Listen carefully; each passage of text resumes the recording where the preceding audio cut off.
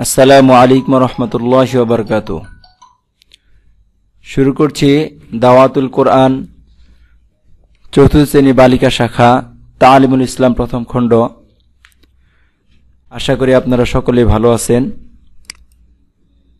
তো আমরা আজকে আমাদের তালিমুল ইসলাম প্রথম খণ্ডের যে পাঠে আসতেছি তার আগে আমাদের একটা প্রশ্ন ছিল যে কোরআন শরীফ কত দিনে অবতরণ হয়েছে। এটা উত্তর আসতেছে আজকে। জবাব 23 साल में মানে 23 বছরে। सवाल कुरान मजीद किस तरह नाजिल होता था। कुरान शरीफ কিভাবে অবতরণ হইতেছিল বা কিভাবে অবতরণ হয়েছে। जवाब हजरत जिब्रील अलैहिस्सलाम आकर आपको आयत या सूरा सुना देते थे।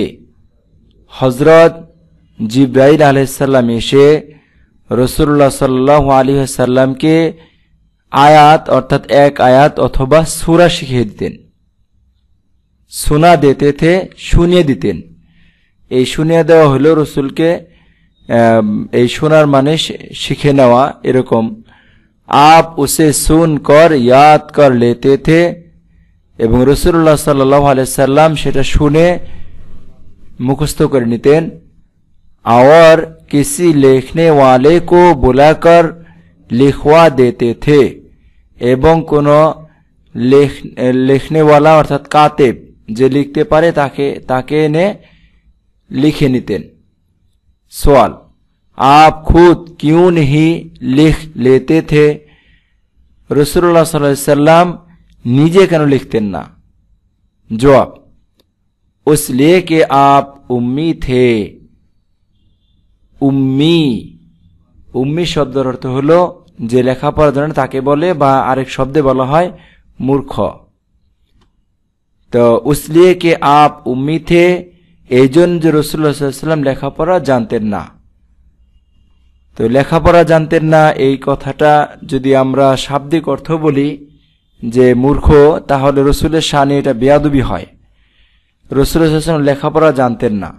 এর পিছনে অনেকগুলো কারণ আছে। তার মধ্যে আমাদের রাসূল সাল্লাল্লাহু আলাইহি ওয়াসাল্লাম যেই জামানায় যে সময়ে আল্লাহ তাআলা ওনাকে পাঠিয়েছিলেন ওই সময় আরবে সবচাইতে সাহিত্য চর্চা ছিল বেশি।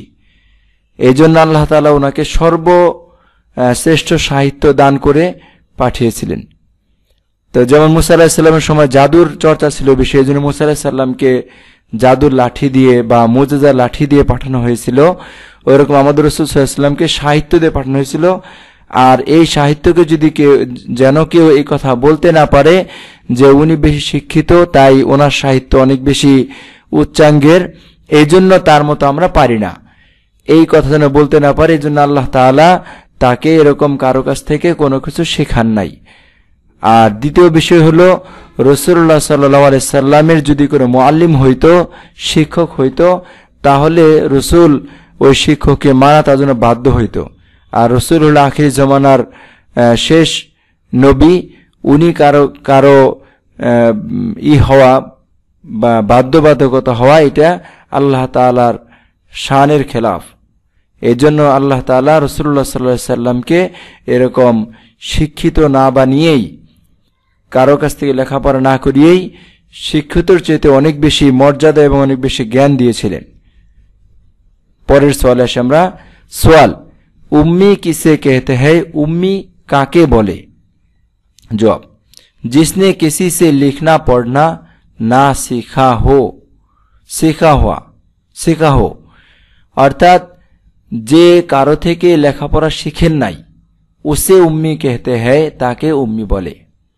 अगरचे हुजूर ने दुनिया में किसी से इल्म नहीं सीखा, যদিও রাসূলুল্লাহ সাল্লাল্লাহু আলাইহি ওয়াসাল্লাম দুনিয়ার বুকে কারো কাছ থেকে কোনো ইলম শিখছিলেন না, लेकिन खुदा ताला ने आपको तमाम मखलूक से ज्यादा इल्म दिया था। কিন্তু রাসূলুল্লাহ সাল্লাল্লাহু আলাইহি ওয়াসাল্লামকে আল্লাহ তাআলা সমস্ত সৃষ্টিজীবের চাইতে বেশি জ্ঞান ইলম দিয়েছিলেন। सवाल हजरत जिब्रील अलैहिस सलाम कौन है। हजरत जिब्रील अलैहिस सलाम কে ছিলেন। जवाब फरिश्ते हैं, फरिश्ता। खुदा ताला के हुक्म पैगम्बरों के पास लाते थे, अल्लाह तालार हुक्म पैगम्बरদের निकट पहुंचा दितेन। सवाल, मुसलमान खुदा ताला की बंदगी कैसे करते हैं? मुसलमान আল্লাহ তাআলার ইবাদত কিভাবে করে? আমরা পরের পেজে এর উত্তর পাবো ইনশাআল্লাহ।